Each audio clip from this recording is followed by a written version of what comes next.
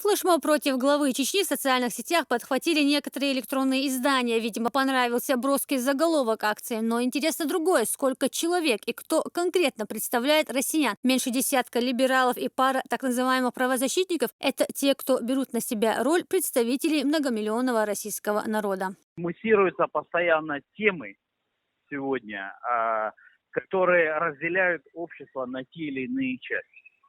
Но я всегда бы хотел обратиться к тем людям, которые критикуют, в том числе Рамзана Кадырова. Что сделали вы? Я был в Грозном, я видел, сколько отстроено.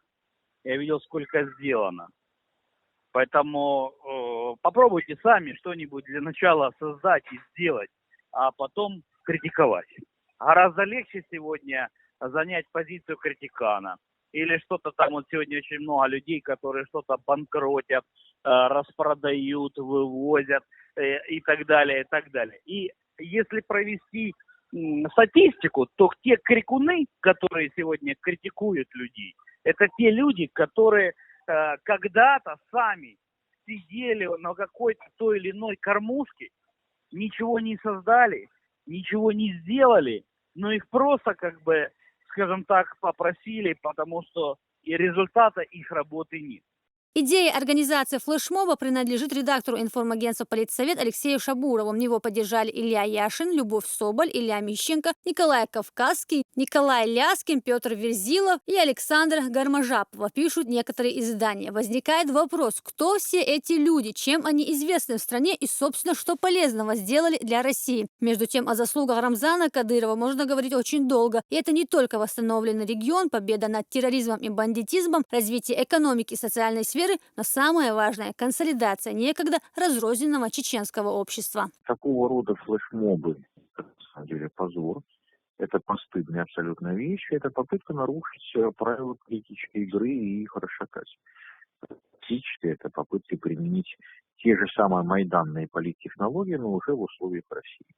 В этом плане Рамзан Ахматович вполне предметно сказал, что да, это враждебная России оппозиция, что их пытаются использовать именно как пушечное мясо для того, чтобы, опять же, расшатать тот порядок в России, который в последнее время выстроился на вполне понятных патриотических основаниях.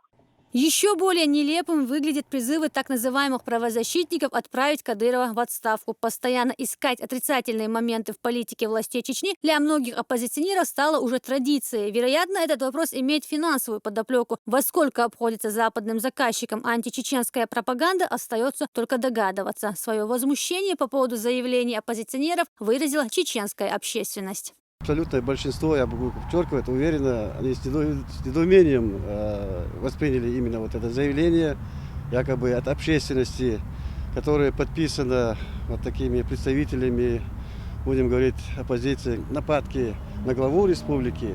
Это как раз именно их испытанные приемы посеять посредством этого недоверие к огромной работе, которая проводится в республике.